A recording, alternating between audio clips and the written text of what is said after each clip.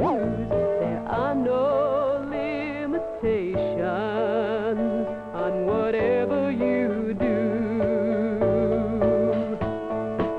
A choice to make, a turn to take, path to follow, a dream that flies oh so high. Looking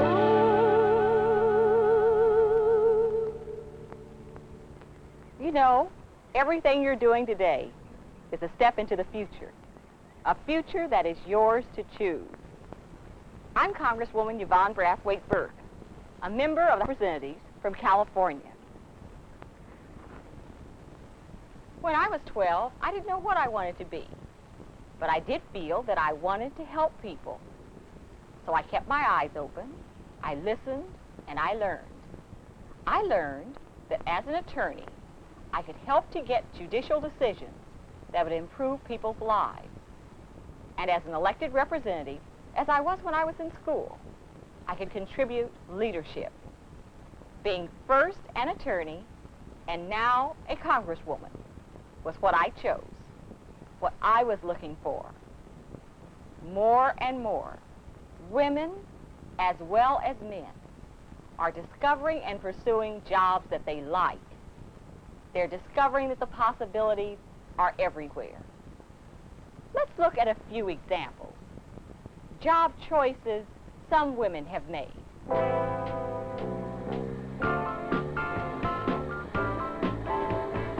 Debbie Barrera is in the International Bricklayers Union, one of its first women members. Her job is a vital part of the construction trade. Construction's a wonderful field for a woman. Really it is. It's exciting to be part of building something, and it's always new, you know. You learn something different every day. I worked in an office for a while, but I felt like I was just one of a million girls with typewriters. I wanted to be an individual. I wanted to try something I really liked instead of what was expected of me through tradition. So I called to find out about the union's apprenticeship program, and they accepted me. I guess everybody saw I was really eager, but nobody thought I'd make it. But I can do the work, and I love it. It's hard work, and sometimes it can be really dirty, bricklaying, or caulking like I'm doing today. But I wouldn't trade it for anything. I'm independent, and I'm good at my job.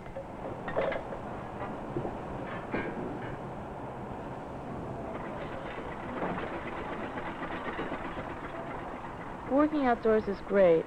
The wages are about 4 times what I'd be earning in some office, and because I'm in the International, I can go anywhere and find work.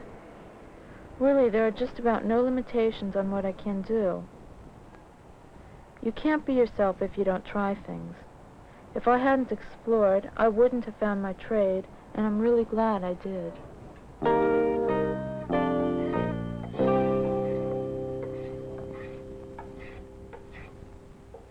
Fine crafting is not only a job to Peggy Shipman, it is also a labor of love and art. She is one of the few women violin makers in the world. One of the things I really love about violin making is that it's extremely old world. The craft has existed since 1600, and it's stayed pretty much the same. It's a very constructive occupation. Nothing is torn down or destroyed. Everything we do makes something better, whether it's repairing a fine old instrument or building a brand new one. I was a music major in college and played cello, so I came to know the difference quality workmanship makes in an instrument. As I learned more and more, I began to realize what a goal perfection is. I started work at our shop 4 years ago, and each day it's been an education. Everyone in the shop shares what they learn with everyone else, because we all share the desire to do beautiful work. There's a tremendous joy in working with one's hands. The feeling of manual dexterity, that wonderful smell of varnish and glue, the texture of wood under your fingers, the use of tools. It's actually exciting for me to see new woodworking tools. We collect them all our lives. Really. We could have them wall to wall, and it still wouldn't seem like enough. Like old art, These instruments gain beauty with time. There are so many nuances to violin making. It's like music itself. I'm happy that I can create things that will outlive me, beautiful things that will last.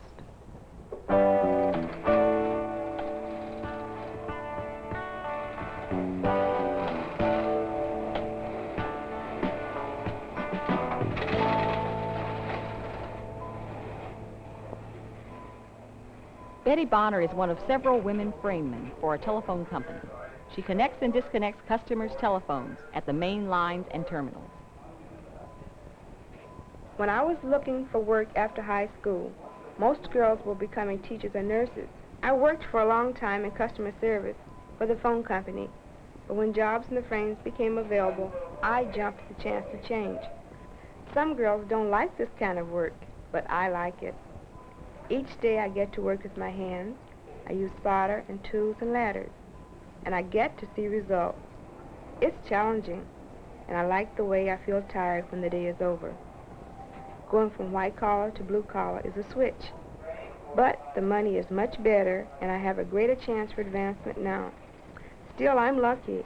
Some companies don't have a training program like the one I used. The best way to be able to choose what you really want is to get a good education. Then you'll have the chance to really look around.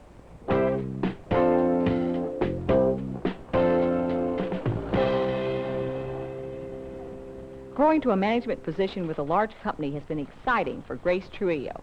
As an employment representative, she interviews men and women and places them in jobs for her company's worldwide offices and installations. Never underestimate what you can do.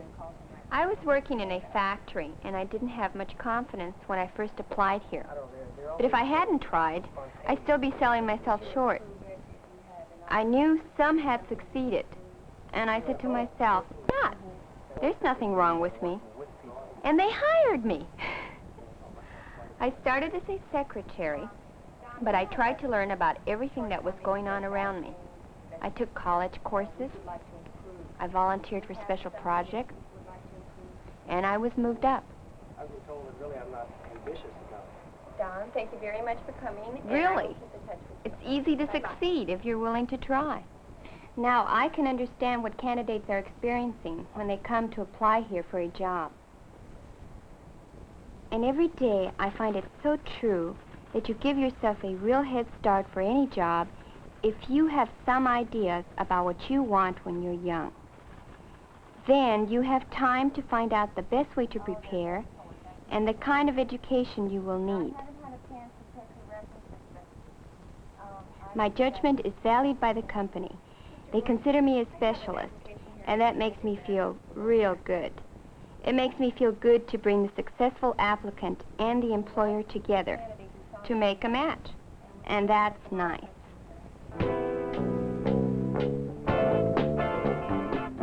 Today, everything's so exciting. The art world is open to everyone.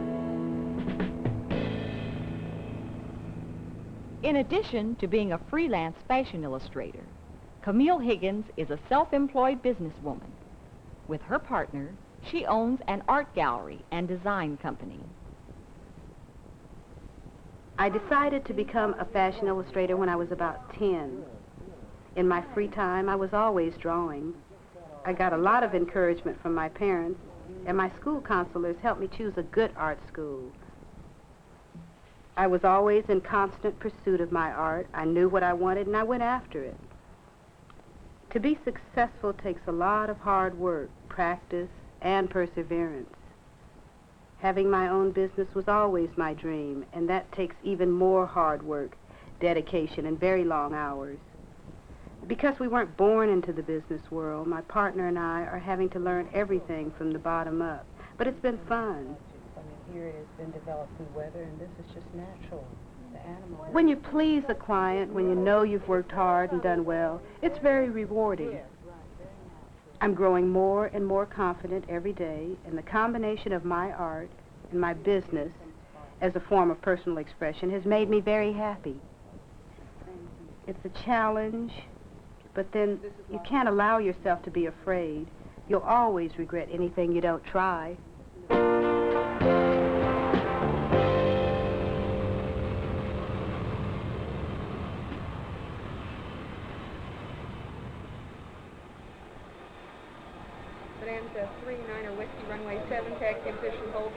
As an air traffic controller with the Federal Aviation Administration, Jane Martin combines her love of aviation with technological training to direct air traffic in landings, takeoff, and flight patterns. 0 degrees at east. Cherokee 670, hold short of the runway, landing traffic. I remember when I was 6 or 7 years old, we'd be out for a drive, and I begged my father to stop at the airport so I could watch the airplanes. I was fascinated by flying, and after I finished college, I saved my money and took flying lessons. Flying brought me into contact with people in air traffic control, and I became so interested in that aspect of aviation that when the Federal Aviation Administration started hiring new controllers, I didn't let the opportunity get by me. I applied and made it. Every day there's something new and different. The facility here has both tower and radar positions, and we work in both places. We get good training, and I really like the work. There's a lot of responsibility, but it's a challenge. It's up to us to separate and arrange aircraft within our airspace. It's sort of like a three-dimensional chess game. You need to know about the weather conditions and be able to handle emergency situations. You have to be alert, but it's really nice to learn that you're capable of more than you thought. I feed into the computer commodity availability and prices and the proper balances of nutrients. The computer replies with the best possible combination. As linear programming manager for a large milling company, Donna Goodhart uses computers and a knowledge of animal science to formulate livestock feeds. I never thought when I was in junior high that I'd have a career in animal science. I've always loved animals, but I was really a city girl. In high school, though, I found out that I could get training in a college degree while working with animals. College courses in animal science covered the whole chain of events involved in raising and utilizing livestock: nutrition, breeding, care and grooming, marketing, and even economics. All of these factors come into play in the job I have now.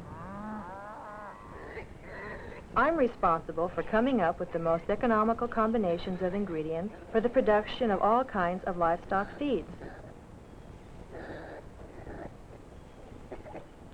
It is satisfying to work in the field for which I studied, and it's rewarding to be one of the first women in a managerial position in agriculture, and the field's really expanding. But mostly it's good to know that I am, to some extent, responsible for the health and the well-being of animals.